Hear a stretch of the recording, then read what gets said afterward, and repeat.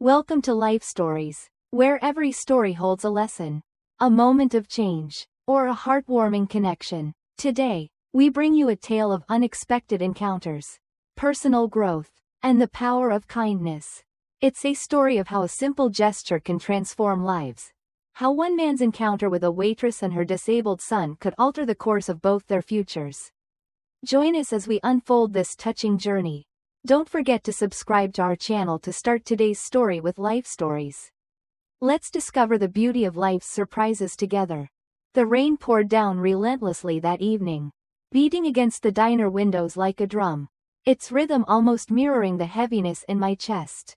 As I wiped down the counter of Oakview Diner, I couldn't shake the weight of the day. I'd been working here for what felt like forever. 5 years of long shifts and busy nights in a town that was always a little colder than it should be. Life had its rhythm, patrons coming and going. The chatter, the clinking of silverware, and the greasy scent of diner food. It was a life I had learned to accept, even if it wasn't glamorous. But tonight, everything felt different. The usual bustle had died down, and I found myself alone. Save for a trucker in the corner nursing his beer and a college student lost in his laptop, likely trying to make sense of his own world. The atmosphere felt colder than the damp weather outside, and the warmth from the kitchen was the only comfort I could cling to. As I glanced out of the window, my attention was drawn to a small figure standing by the diner's entrance. Drenched in rain, a boy, no older than 8, sat alone in a wheelchair. His frail body was huddled beneath a faded blanket, his dark hair matted against his forehead, drenched from the downpour. Something about his vulnerability struck me like a punch to the gut. I could feel my heart twist in an instant. Without thinking, I grabbed a towel from the back and hurried outside, the cold water splashing against my shoes as I made my way toward him. "Hey, sweetie," I called softly, crouching beside him. My voice was gentle against the storm's howl. "What are you doing out here all alone?" The boy looked up at me, his wide blue eyes filled with uncertainty. His voice was barely audible, but I caught the words. "I'm waiting for someone," he mumbled. My eyes scanned the street, but there was no sign of anyone. No parent, no guardian, just the boy and the storm. My instincts kicked in. I couldn't leave him out here. "You can't stay out here in this mess," I said, trying to sound calm. "Come inside with me, okay? It's warm, and I've got something special for you." He hesitated, his eyes scanning the empty street before he nodded shyly, a small smile tugging at his lips. I wheeled him inside, settling him by the radiator, and draped the towel over his shoulders. "I'm Sarah," I said, offering him a warm smile. "What's your name?" "Jack," he replied, his voice still quiet but with a hint of curiosity. I grinned and tried to make light conversation as I headed to the kitchen. "Grilled cheese sound good?" I asked, though I didn't wait for him to respond. I already knew the answer. Who could resist the comfort of grilled cheese on a cold, rainy night? Minutes later, I returned with a steaming plate and a mug of tomato soup. I placed it in front of him, tucking a napkin into his lap. "This one's on me," I said. The warmth of the food seemed to lift his spirits, and I watched as his eyes lit up when he took his first bite. The cheese stretched in gooey strings, and I could see the pure delight on his face. "This is the best thing I've ever had," he said, his voice full of wonder. I chuckled and sat across from him, continuing to chat about silly things, favorite superheroes, the best cartoons, anything to keep that smile on his face. It was strange, but watching Jack enjoy the simplest thing, a grilled cheese sandwich, was bringing me a sense of peace that I hadn't felt in a long time. The exhaustion of the day, the weight of the world, seemed to fade a little in the warmth of this moment. His joy was contagious, and it reminded me of the kindness my grandmother had always encouraged me to show to others. It was like a little spark had ignited inside me, one that I didn't even know I was missing. What I didn't know, as I sat there laughing with this little boy who had no idea who I was or what my life was like, was that across the street, hidden in the shadows of a sleek black Bentley, someone was watching. Inside, David Harrison, the CEO of Harrison Enterprises, sat quietly, his sharp gray eyes focused on the boy and the woman who had so effortlessly extended a hand of kindness. David had seen it all: wealth, power, influence, but what he saw in my eyes that night was something he hadn't encountered in years. It was a rare thing. The kind of kindness that didn't ask for anything in return. And as he watched me feed Jack, without hesitation, without knowing who he was, he felt something stir inside him. It was a feeling he hadn't experienced in a long time. He didn't know it yet, but that simple act of kindness would change both our lives forever. In that moment, I had no idea that my life, the life I had accepted as small and unremarkable, was about to take a turn. I didn't know that this boy and the man watching from across the street would be the catalysts for something bigger than I could have ever imagined. But for now, I was content. I was content to sit there with Jack, share a meal, and feel the weight of the world lighten just a little, as he smiled and ate the best grilled cheese he'd ever had. The rain didn't let up as the night dragged on, and the diner stayed quiet save for the occasional rattle of silverware or the hum of the jukebox in the corner. Jack had settled in comfortably, chatting about his favorite cartoons and what he dreamed of being when he grew up. I listened, nodding along, but I could feel something in the air, a subtle change. It was almost as though time itself had slowed down, allowing me to savor each word, each smile. The world felt a little less cold, a little more hopeful, and then, as if summoned by the heaviness of the moment, the door opened, a bell rang softly above it. But it wasn't the usual kind of customer. No, this man was different. David Harrison walked in like someone who owned the world, or perhaps someone who thought he had a claim to it. He was tall, dressed in a crisp suit that made him stand out even in the low light of the diner. His eyes, sharp and intense, swept the room before landing on me. I had no idea who he was, but there was something undeniably captivating about him. Something familiar, though I couldn't place it. I glanced over at Jack, still oblivious to the newcomer, who was busy finishing off the last crumbs of his grilled cheese. It struck me that this was not the typical customer for Oakview Diner. He looked out of place, like he had stepped out of a world far removed from ours.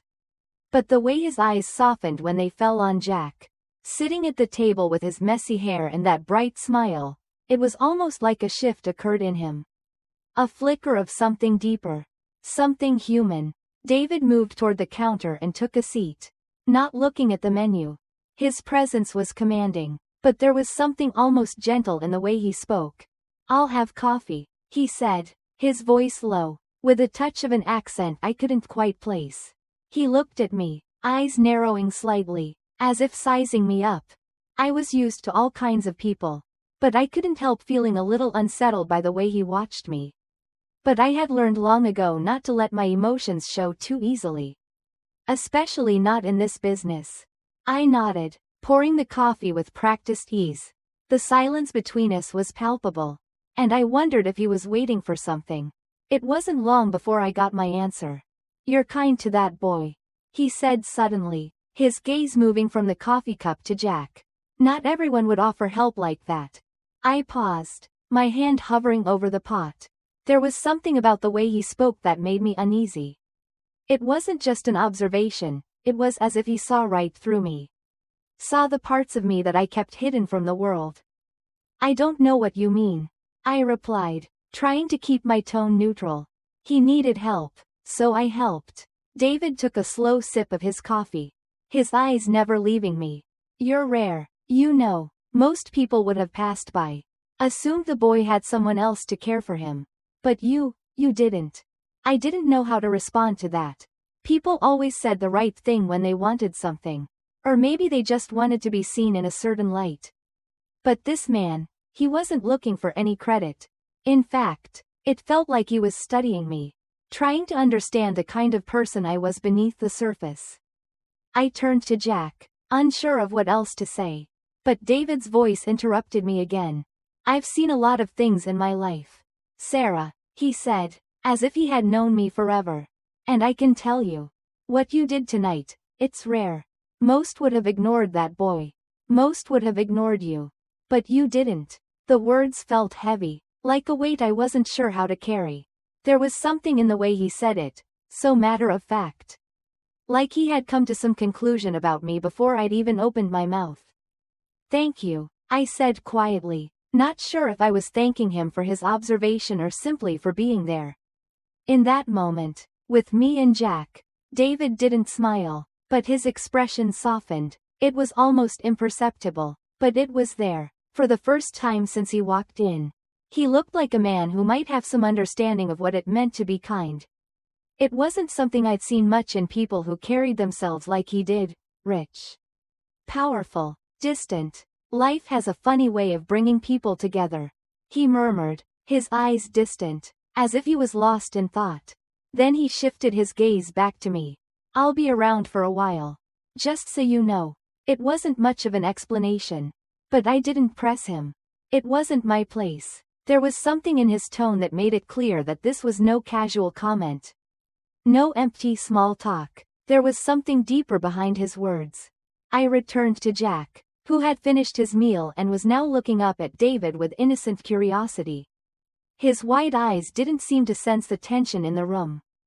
"Do you want to hear a story, Jack?" I asked, breaking the silence. Jack nodded eagerly, his face lighting up again. "Tell me a story about superheroes." And for the rest of the evening, the weight of the world seemed to lift once more. David Harrison stayed at the counter, sipping his coffee in silence. But I couldn't shake the feeling that something had shifted, something had begun. And I had no idea where it would lead. In the quiet of that moment, I couldn't help but wonder what had drawn him to Oakview Diner that night. And more than that, I couldn't shake the feeling that my life, Jack's life, and David's life were somehow now tied together in ways none of us understood. The days that followed David's visit blurred together.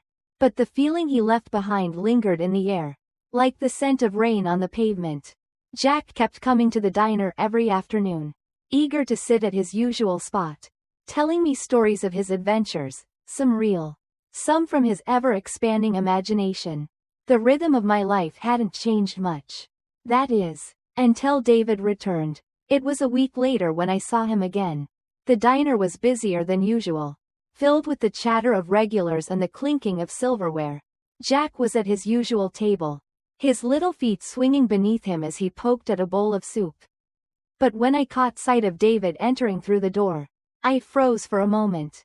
There was something different in the way he moved this time, more purposeful, more certain. He glanced around the diner before making his way to the counter, where I stood, wiping down glasses. His gaze locked with mine again, and I felt that same sense of recognition, as though our paths had been somehow destined to cross, though I still didn't know why. But unlike the last time, when he had been distant, observing me from afar, this time there was something urgent in his eyes, something he needed to say.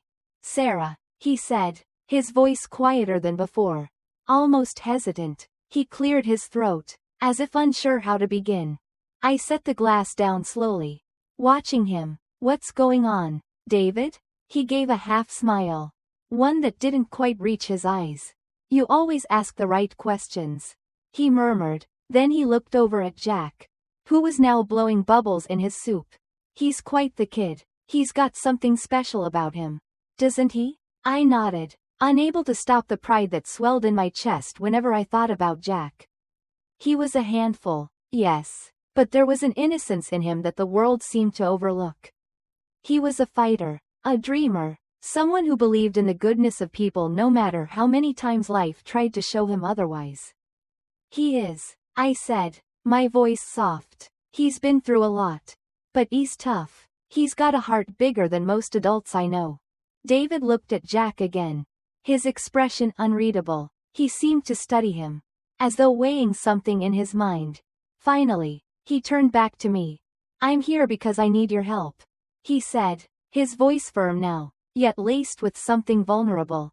"I've been looking for someone for a long time. Someone who could help me understand what's been missing in my life. And I think I've found that person." His eyes met mine directly, and I felt a strange pull in my chest. There was no hiding it anymore. He wasn't just here to observe. He was here for something deeper. Something that involved me in ways I hadn't imagined. I wiped my hands on the towel, unsure of how to respond. David, I don't know what you're asking me. What do you want from me? He took a deep breath, letting the words hang between us for a moment before speaking again. I've made a lot of mistakes in my life, Sarah, he said, his voice cracking slightly. I've lived a life where success, wealth, and power meant everything. I thought they could fill the emptiness I felt inside. But they never did. And now, I'm looking for something else. Something more real. I need to learn how to feel again. How to see the world the way people like you and Jack do. His words hit me like a wave, washing over me with unexpected force. For a moment, I wasn't sure whether to feel sympathy for him or disbelief. How could someone like David, someone who seemed to have everything, be so empty inside? You want to learn how to feel again? I echoed, trying to process the weight of his confession. But you don't need me for that. David, you need to look inside yourself. He didn't answer right away, instead taking a long look at Jack, who was still obliviously playing with his food. It was as though he was trying to see past the walls he had built around himself. Trying to find something he had lost long ago. I've been so focused on what I could get from life, David continued quietly, that I forgot what it was like to give, to love, to really see people for who they are, instead of what they can do for me. His voice faltered as he spoke, the raw honesty of his words making me uncomfortable. I didn't know what to say. Part of me wanted to tell him to leave, that this wasn't my problem, that I had enough of my own issues to handle. But there was something else, a feeling that maybe, just maybe, I could help him. Maybe Jack could help him, too. After all, Jack had an ability to make people feel seen, to make them feel like they mattered. David, I said carefully, maybe you're right, maybe you've lost something, but it's not something I can give you. It's something you have to find for yourself. He nodded slowly, as if he understood, but there was a deep sadness in his eyes now. I know, but I don't want to be alone in this anymore. I've spent so much of my life alone, surrounded by people who didn't care about me. Not really. I don't want that anymore.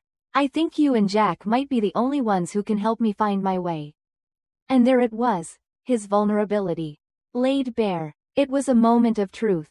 And I couldn't help but feel a pang of empathy for him. Maybe he wasn't so different from the rest of us. After all, maybe we were all just trying to find our way, to make sense of the world. To find something real in a world full of distractions and noise. I didn't have an answer for him. But I knew one thing for sure.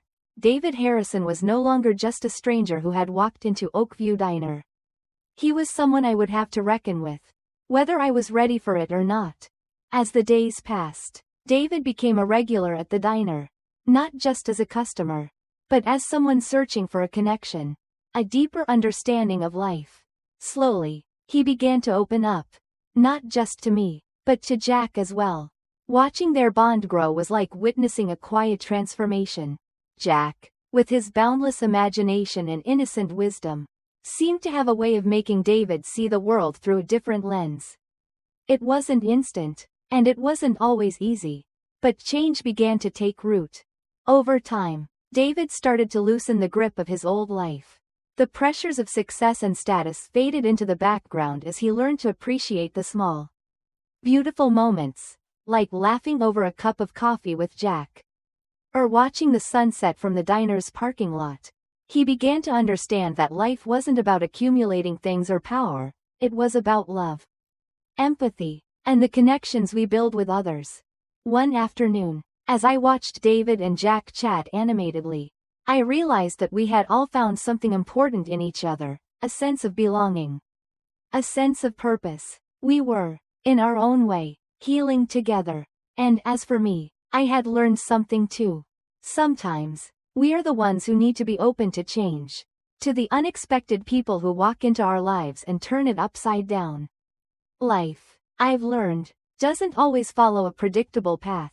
But it's in the detours that we often find what we're truly searching for. So, if you've enjoyed this story and want to hear more life stories, make sure to subscribe to our channel for new updates. Let's keep discovering the lessons life has to offer, together.